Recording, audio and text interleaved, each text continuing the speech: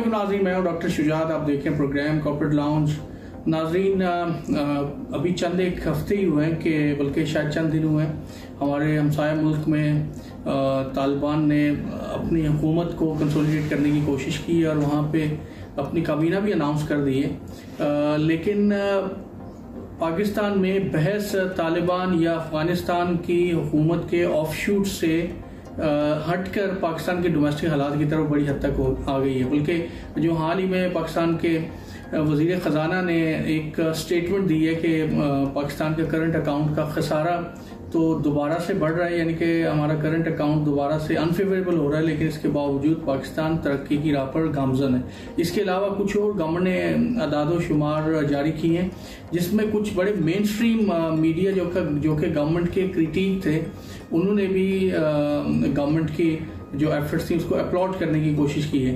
तो आज के प्रोग्राम में हमने डिस्कस ये करना है कि क्या वाकई जो गवर्नमेंट ने दादो शुमार शाया किए हैं, अभी पब्लिश किए हैं, इसमें स्पेशली डेवलपमेंट के हवाले से, और ये कहा कि इन्फ्लेशन भी काफ़ी हद तक अब कंट्रोल में आ गया है, एम्प्लॉयमेंट की जो बात कर रहे हैं, और जो ये कहना कि करंट अकाउंट डेफिसिट बढ़ तो रहा है लेकिन इसके बावजूद पाकिस्तान की इकोनॉमिक ग्रोथ बेहतर हो रही है, इंडस्ट्रियल प्रोडक्टिविटी बढ़ रही है। तो क्या ये जो हकायक या ये जो सारे गवर्नमेंट के दावे हैं ये दुरुस्त है? अगर दुरुस्त है तो अगले 1-1.5 साल में जो रिमेनिंग रह गया पाकिस्तान तहरीक इंसाफ का, क्या उसमें कोई इकोनॉमिक टर्न अराउंड आ पाएगा? आम आदमी के लिए कुछ सहूलतें, कुछ फ़ायदे मौजूदा गवर्नमेंट दे पाएगी या नहीं दे पाएगी? इसी हवाले से हमने गुफ्तगू करनी है। हमारे साथ मौजूद है प्रोफेसर डॉक्टर मोहम्मद शहबाज, जो कि रेगुलर हमारे प्रोग्राम का हिस्सा होते हैं। डॉक्टर साहब, वेलकम करता हूँ आपको शो में। जी बहुत शुक्रिया डॉक्टर साहब। पाकिस्तान में जो अनएम्प्लॉयमेंट है वो तकरीबन 50 लाख से ज्यादा नौजवान और बेरोजगार हो गए, और कहा यह जा रहा है कि बेरोजगारी बढ़ गई है। हालांकि गवर्नमेंट के आदाद-ओ-शुमार ये बता रहे हैं कि पाकिस्तान में अनएम्प्लॉयमेंट में कमी हुई है।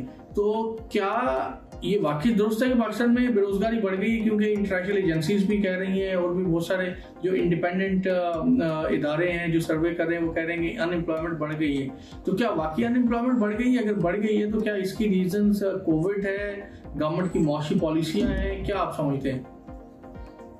उसमें डॉक्टर साहब मैं ज्यादा इसके ऊपर बहस नहीं करूंगा। वजह यह है कि ये वो क्वेश्चन है जो तकरीबन हम हर दफा अपने प्रोग्राम में डिस्कस करते हैं। तो आप इस तरह से ले लें कि मैं शायद मेरे लिए बड़ी ये कह लें कि अफसोसनाक सिचुएशन है कि मेरे बहुत सारे स्टूडेंट्स, मैं चाइना में था जिनको मैं सुपरवाइज कर रहा था, और माशाल्लाह वो अपनी डिग्री से मुकम्मल करके पाकिस्तान वापस आए हैं। पिछले तकरीबन 1 साल से मैं स्टूडेंट्स को जहाँ पे बोला इधर उधर अप्लाई करते देख रहा हूँ, लेकिन बेचारे एक पहले होता था कि HEC की जो पॉलिसी थी उसमें आप आते थे तो आपको इंटर्न प्लेसमेंट में रख लिया जाता था। तो 1 साल 2 साल जो था वो आप उसको लेके चलते थे। उस वक्त तक था आपको परमानेंट कहीं ना कहीं जॉब मिल जाती, या जिस यूनिवर्सिटी में आप जॉब करते थे इंटर्न, तो वो आपको आगे जो है वो कंटिन्यू कर देते थे। अब तो उन बेचारों को वो भी जो थी ना अपॉर्चुनिटी, वो भी उनके लिए खत्म हो गई है। और मेरे एक स्टूडेंट हैं डॉक्टर मंसूर साहब, वो PIT से PhD करके आए, तो मुझे पीछे दिनों कह रहे थे कि हम जो है इंटर्न प्लेसमेंट की अब हम HEC को टेस्ट देते हैं। अब मुझे बताइए, मैंने तो ये सुना था कि PhD करने के बाद आपके सारे गुनाह धुल जाते हैं और आप बिल्कुल पाक साफ हो जाते हैं, और हर कोई अदारा जो है आपको रखने को तैयार होता है। अब PhD करने के बाद भी कोई टेस्ट बच जाता है। आप देखें कि हम अकल के जो हमारी वो कह लें ना अकली है उसके किस दाने पर हम आके खड़े हुए हैं। तो ये हाईली स्किल्ड पर्सन जो है ये जनाब रोजगार करें, बाकी से नहीं उस पर बात नहीं करनी चाहिए। और ये जो कहते हैं कि मुल्क के अंदर रोजगार की सिचुएशन बेहतर हो गई है, मुझे बता दें कि एग्रीकल्चर सेक्टर बहुत डेवलप हो गया, आपने ऐसी पॉलिसियां लेके आए हैं। क्या इंडस्ट्रियल सेक्टर आपका बहुत डेवलप हो गया, ऐसी पॉलिसियां लेके आए हैं? क्या सर्विसेज सेक्टर जो उसके अंदर बहुत ज्यादा बढ़ोतरी होगी जिसकी वजह से हम कह सकें हाँ जी मुल्क के अंदर जो है वो रोजगार में इजाफा हुआ है? और अगर एग्रीकल्चर सेक्टर आपका डेवलप हुआ है, आपका इंडस्ट्रियल सेक्टर डेवलप हुआ है, आपका सर्विसेज सेक्टर डेवलप हुआ है, तो फिर आप ये क्यों रोना रोते हैं कि कोविड की वजह से हमारी इकोनॉमी जो है उस तरह से बूस्ट नहीं हुई जिस तरह से होना चाहिए था? तो इसका मतलब ये हुआ कि फिर अनएम्प्लॉयमेंट जो है वो कम होने के बजाय बढ़ा है और बढ़ रहा है। डॉक्टर साहब, मैं एक दफा आपसे दोबारा ये पूछना चाहूंगा कि जो करंट अकाउंट के खसारे की गवर्नमेंट ने बात की, शौकत तरीन साहब ने ये कहा कि हमारा करंट अकाउंट का खसारा बेशक बढ़ता चला जाए, हमारी जो बेरोजगारी है वो कम हो रही है, हम राइट इकोनॉमिक ट्रैक के ऊपर हैं। यही गवर्नमेंट थी पहले जो इसके बड़े करंट अकाउंट के कम होने को बहुत बड़ा मार्का तस्वर कर रही थी। तो क्या वाकई मतलब इस सूरत हाल में जो एक्चुअल सूरत हाल है बेरोजगारी की और जो गवर्नमेंट के स्पोक्स पर्सन के बयानात है, इनमें तजाद नहीं नजर आता? ये बिल्कुल तजाद है। देखें, हम अगर इकोनॉमिक्स की सादा सी बात करें तो हम ये कहते हैं कि बेसिकली जो आपका करंट अकाउंट है वो बेस करता है कि आप क्या एक्सपोर्ट करते हैं, क्या इंपोर्ट करते हैं। उसके अंदर और भी बहुत सारी चीजें जो उसमें करंट अकाउंट में ट्रेड जो है उसका ज्यादा पोर्शन होता है। और ये लोग जब करते हैं बात उसकी, तो हम इन आउट की बात कर रहे हैं कि डॉलर जो हमारा कितना आ रहा है, कितना जा रहा है, वो भी इसके अंदर शामिल है।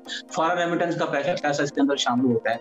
अब करंट अकाउंट डेफिसिट में है तो मुझे बताइए कि इसका मतलब ये हुआ कि इसको सरप्लस में हम इस तरह से लेके आएंगे, हम एक्सपोर्ट्स बढ़ाएं।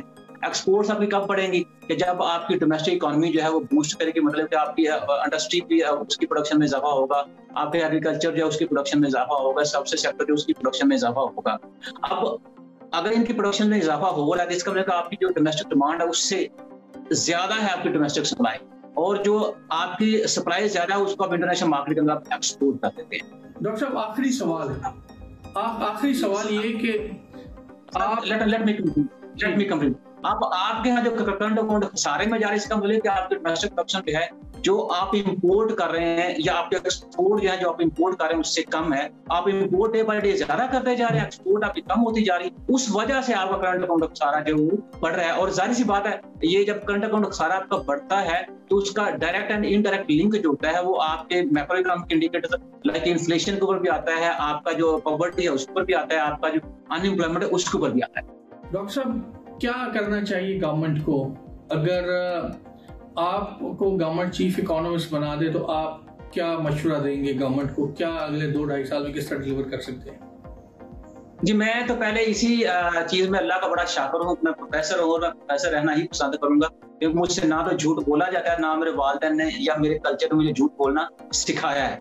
मैं सिर्फ ये कहूंगा कि आप ईमानदारी के साथ एग्रीकल्चर पॉलिसी के ऊपर तवज्जो दें, इंडस्ट्रियल प्रोडक्ट जो पॉलिसीज को तवज्जो दें, जो सबसे ज्यादा पॉलिसी उसके ऊपर तवज्जो दें। सिर्फ ईमानदारी का उनसर जो है उसमें शामिल कर लें तो अल्लाह ताला की ज़ात जो है आपको हर कदम पे जहां कहीं आपको मुश्किल होगी वो रहनुमाई करेंगी। बस उसका हाथ पकड़ने की देर है।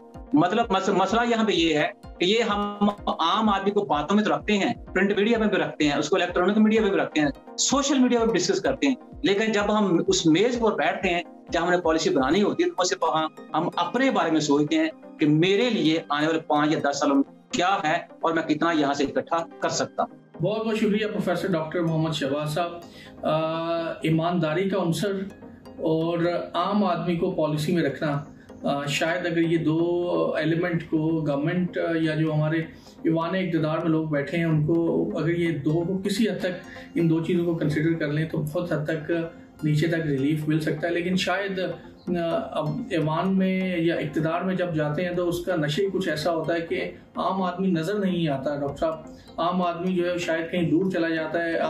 चाहे वो सानिया साहिवाल हो या चाहे वो लोगों के माँ बाप लुट जाएं, पिट जाएं, इस्मत दरी हो जाए, शायद ईवान इक़्तिदार ऐसी चीज़ है, उसका नशा ऐसा है नाज़रीन के मेरा ख्याल है कि एहसास शायद खत्म हो जाता है। मुझे तो पता नहीं है, लेकिन ये मेरी एक राय है। तो ये भी कहूंगा कि जो फाजल दोस्त होते हैं उनको अपने दोस्त भी भूल जाते हैं, उनको अपने दोस्तों के साथ गुजारा वक्त भी भूल जाता है, इवन को उनको अपने दोस्तों की मुसीबतें भी भूल जाती हैं, क्योंकि वो इतने ज्यादा अपने इंटरेस्ट के अंदर वहां महव होते हैं। बिल्कुल नाज़रीन, आज के प्रोग्राम में अब तक के लिए इतना ही। मुझे दीजिए इजाजत। अल्लाह हाफ़िज़।